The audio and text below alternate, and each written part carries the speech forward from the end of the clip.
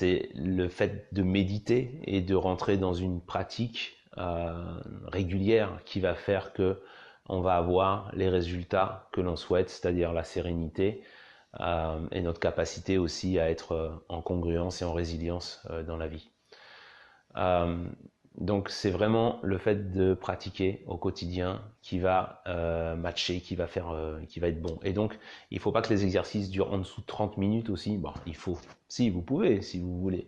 Mais si vous voulez vraiment avoir du résultat, pratiquer une méditation de 30 minutes minimum. C'est le minimum qu'il puisse avoir pour faire en sorte que la construction des nouveaux circuits neuronaux se mette en place. Voilà, donc merci pour votre participation, merci pour les commentaires. C'est vraiment chouette d'être tous ensemble pour méditer. Comment on peut définir un pilotage automatique? Qu'est-ce que ça veut dire être sur pilotage automatique?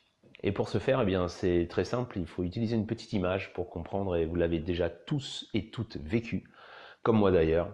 Lorsqu'on est en voiture et que l'on roule sur une route que l'on connaît très bien, il nous arrive souvent d'être au volant comme ça, et puis on est pris par des pensées, et puis on voit pas le chemin se faire, parce qu'on la connaît tellement, cette route-là. Et boum, ça y est, on arrive au bout de quelques kilomètres, on se dit, ah, je suis déjà arrivé là. Et voilà. Pendant tout le temps où, en fin de compte, on était dit absent, c'est-à-dire on était présent, bien sûr, mais on était dans nos automatismes, l'esprit est parti vagabonder, et c'est ça, en fin de compte, être sur pilotage automatique.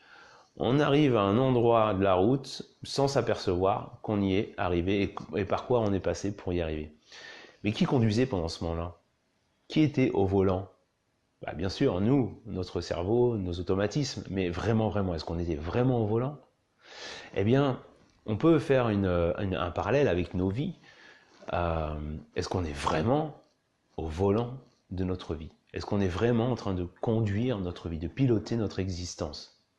Vous savez, qu'est-ce qui nous amène en fin de compte à vivre des conflits, à vivre de l'angoisse, à vivre du stress, à vivre même des séparations ou toute autre forme de tension dans l'existence? C'est que très souvent, en fait, on n'est pas vraiment pleinement présent à ce qui se passe et on réagit aux circonstances extérieures de manière complètement automatique. On est sur pilotage automatique. Est-ce que il est possible et comment il est possible de sortir de ce pilotage automatique? Parce que tous ces programmes qui nous font être dans ces automatismes, surtout celles qui génèrent des émotions de longue durée, celles qui dépassent 15 minutes de présence, hein, une émotion, quand elle arrive, eh bien, elle dure à peu près 15 minutes. Si elle dure au-delà de 15 minutes, c'est qu'on est dans une forme d'auto-validation de ce qui se dit. C'est-à-dire on est en auto-pilotage et on rumine de manière complètement automatique et l'émotion continue à grandir. On est vraiment sur cette forme de un scénario, voilà, mental, auto-entretenu qui va générer l'émotion et qui va faire en sorte qu'on va se sentir mal et même de plus en plus mal.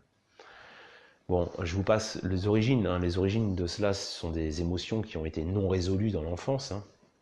Donc, je suis thérapeute, je connais très bien cet aspect-là, mais c'est pas de ça dont il s'agit aujourd'hui. On va pas remonter dans l'historique et le concept. On va juste regarder là maintenant dans la méditation comment on peut sortir de ce pilotage automatique. Comment on peut sortir de ces émotions qui s'enclenchent. Comment on peut sortir des ruminations mentales qui sont présentes à l'intérieur de nous et qui maintiennent notre désespoir et nos souffrances. Alors la bonne nouvelle, c'est qu'on n'est pas obligé de les entretenir. La bonne nouvelle, c'est qu'on peut s'extraire et sortir de cela. Et c'est pourquoi la méditation de pleine conscience nous invite vraiment à cultiver l'instant présent, à être pleinement présent, ici et maintenant.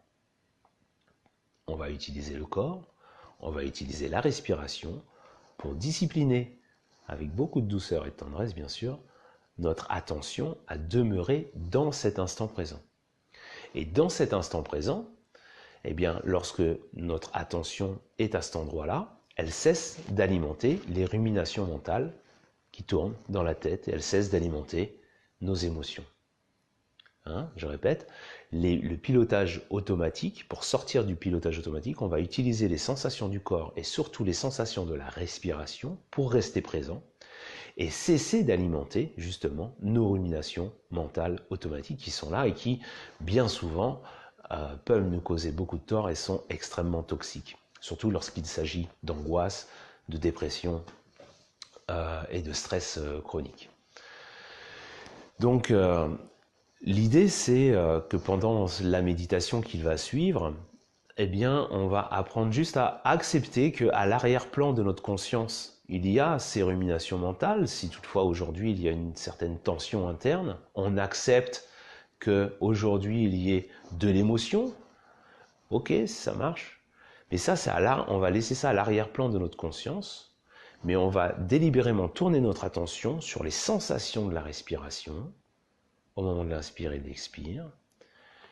Et de ce fait-là, on va être au premier plan, on va être attentif à la respiration. À l'arrière-plan, l'agitation est toujours là, mais nous décidons de choisir de mettre le focus sur la respiration.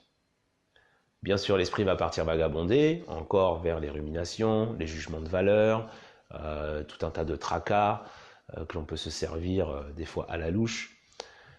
Mais quand l'on s'aperçoit que l'esprit est parti vagabonder, on le ramène sur les sensations de la respiration.